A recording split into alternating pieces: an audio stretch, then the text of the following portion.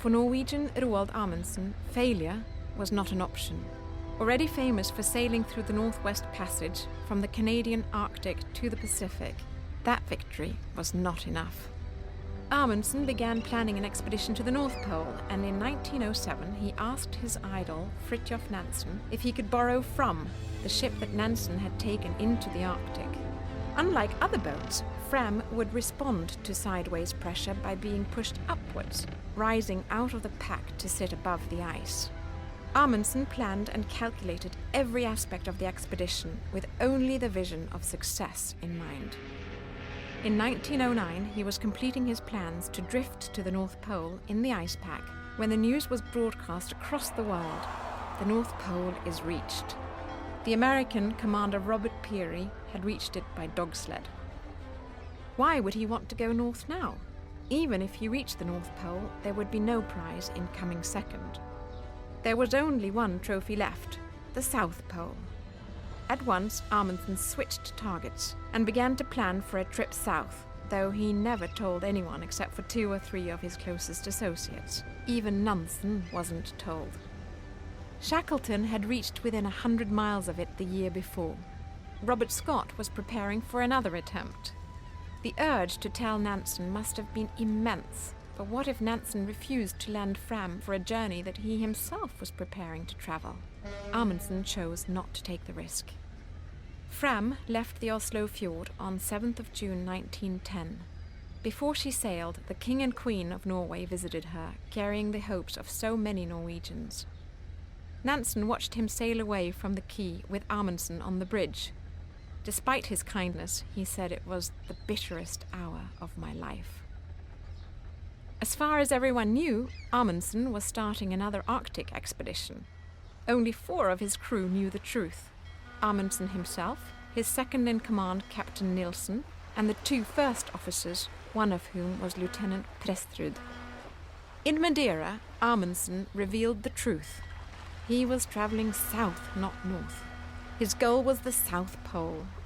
He even sent a cable to Captain Scott in Melbourne. It read simply, "Am going south. Stop. Amundsen, stop." The race was on.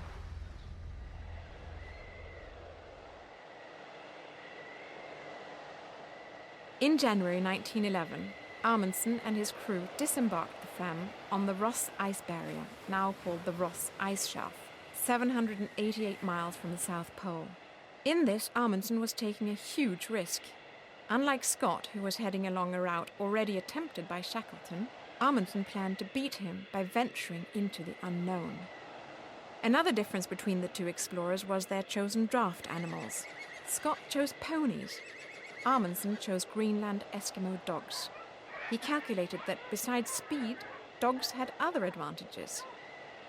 Beyond the Ross Ice Barrier was a range of mountains rising to more than 10,000 feet that dogs could climb and ponies could not. There was another important factor. Each dog was a mobile store of fresh meat, to be killed and eaten when the time came. To Amundsen, the strategist, the planner, there was nothing cruel in the idea of slaughtering the weakest animals to provide fresh food for the remainder and the men. But there wasn't a man who was not revolted by the prospect of shooting the dogs. How close to the ship Amundsen could erect their base on the ice barrier was critical. Too close to the sea and the shelf ice would carve and drift away. Too far away and they would lose precious time transporting supplies to the camp, the Framheim, the village under the ice. Yet Amundsen had planned for this, and his judgment on where to set up camp proved correct. He planned to set out for the pole in September as soon as spring came. There was no risk that Scott could set off before that.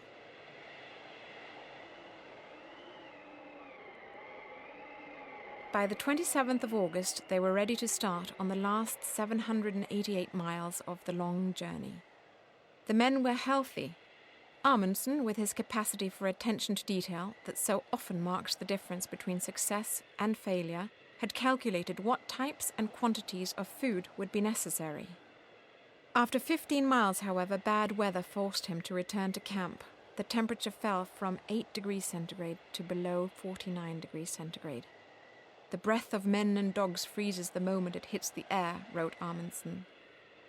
After the false start, Amundsen waited a month before leaving with a smaller party. Along with 4 sleds, he took Bjørland, Hassel, Wisting and Hansen. The dogs were magnificent, wrote Amundsen, twisting and turning their way through the mountains across a maze of crevasses. There were steep descents to negotiate as well as climbs. The drops were sometimes terrifying. In 4 days, Amundsen had brought the whole expedition up 11,000 feet of frozen rock and ice, sleds, dogs and men. They estimated they were 6 days ahead of schedule and would have believed they had a very real chance to beating Scott. They made camp on 20th of November at a place that Amundsen had named Butchers. This was where they were going to kill the dogs. After shooting the 24 weakest dogs, they abandoned one of the sleds and divided the remaining 18 dogs into 3 teams of 6. But just as they were about to depart, the weather turned. The wind transformed the snow into a solid, blinding wall. There was no chance of getting through. They sat in the tent for 4 days.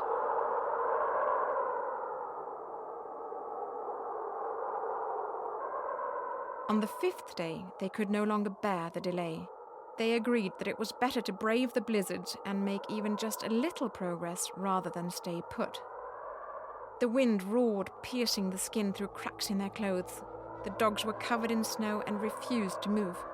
When they did finally set forth, the whole plain ahead was a blanket of drifting snow that covered everything in its path. It was sheer madness, said Amundsen. We were running blind over unknown ground. I was afraid we might fall into a chasm before we could pull up. On 8th of December, they arrived at the farthest point reached by Shackleton 3 years earlier. Latitude 88 degrees, 23 minutes south. No one had ventured beyond. No other moment on the whole journey moved me as much as this, said Amundsen.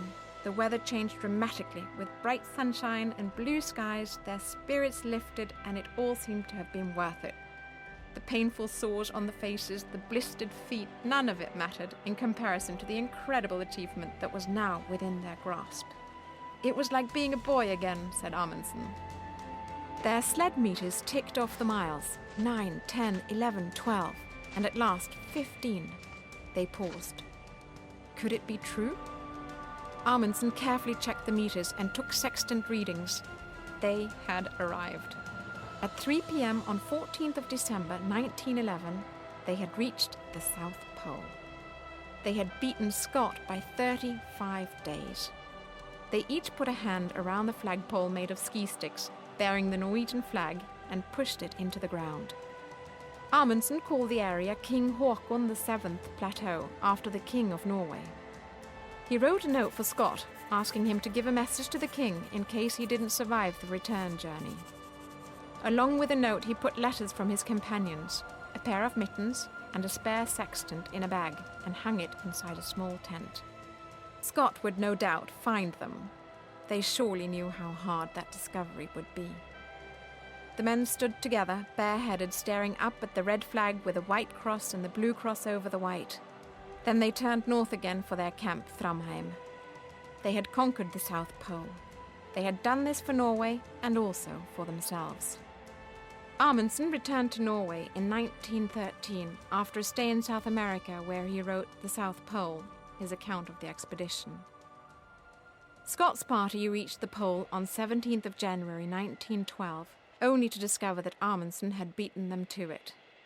They began the long 1,500-kilometer journey back, but they never made it. Scott and 2 of his men died of starvation and exposure in their tent on the 29th of March, just 20 kilometers from a supply depot. At the time, Amundsen's monumental achievement in reaching the pole was overshadowed by the tragedy of Scott's expedition. Amundsen was regarded by some as cold and calculating.